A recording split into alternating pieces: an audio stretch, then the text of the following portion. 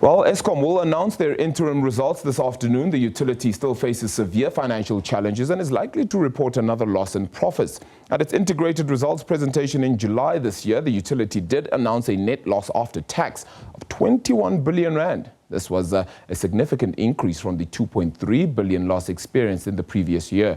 Now, earlier this month, the Ministry of Public Enterprises announced Andre de Ruyter as Group CEO as from January 15, 2020. This appointment was met with some criticism, though. The National Union of Mine Workers say his appointment undermines the transformation agenda.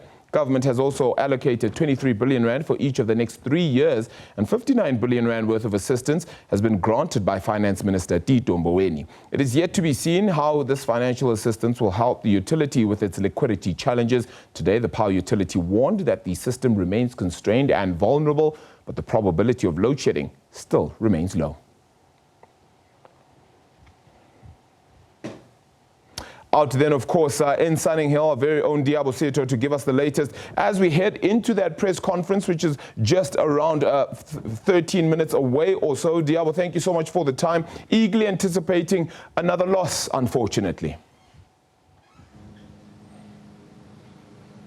Absolutely, Arabella. Good afternoon. Yeah, we're here at Megawatt Park, and we want to find out if the net loss in profit would have slowed, or has it increased at a much faster rate or maybe a slower rate. You did mention there that last year, this time, Eskom had reported a 20.7 billion net loss, and that was quite startling because it had increased from only 2.3 billion rand the year before. So the number to look out for is whether Eskom slows down that loss to maybe less than 20 billion, or if it has increased. We are all familiar with the issues that are facing the power utility, chief among them the nearly 500 billion rand debt that is currently sitting on, and other liquidity challenges.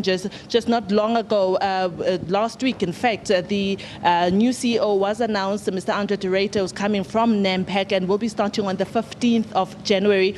And it is expected that, you know, hopefully with his hand, Eskom may be able to turn around. Eskom is very critical, Arabella, as you may know, and maybe our viewers need to know that the sustainability and Eskom working well is very important, particularly for the sovereign credit rating.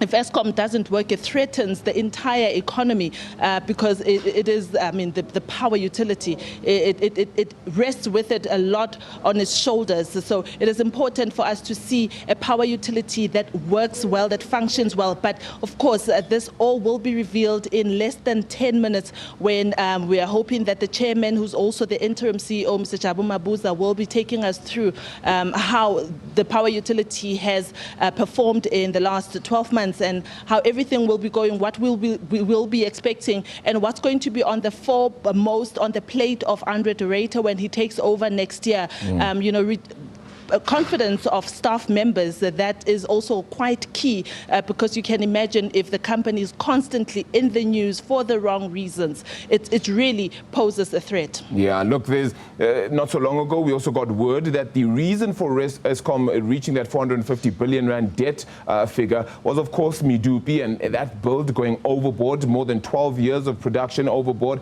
We had 150 billion rand worth of wastages there, and nearly crippling South Africa's economy. We're getting a sense, though, that it is nearing completion. That will certainly be a task for Andre de Ruyter to ensure that it does get to completion. At NAMPAC, he did manage to cut costs as heavily as well. Are you getting a sense, or can you perhaps get a sense that people are thinking that that will be his biggest task, that he just cuts costs at Eskom and that will be his primary mandate? You know, if you listen very closely to what unions have been saying, particularly the National Union of Mine Workers, they don't have a lot of confidence in Andre de Ruyter.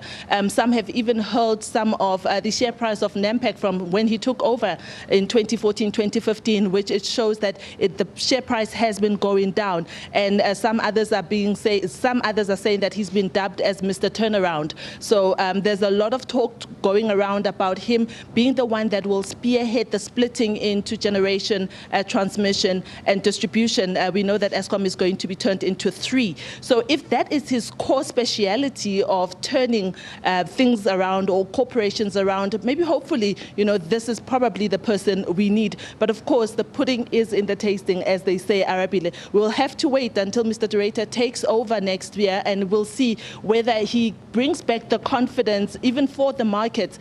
Because I was reading on one of the articles that says that the rand had weakened further this morning, anticipating much more dismal results out of Eskom today. So the market also eagerly awaiting these results. Yeah, and this comes just on the back of S&P not so long ago, actually deciding to maintain Moody's, rather Eskom's credit outlook as well. So we'll certainly see how things fare. Liabo Setho, thank you so much for that, giving us the latest, of course, out of that Megawatt Park there in Sunninghill.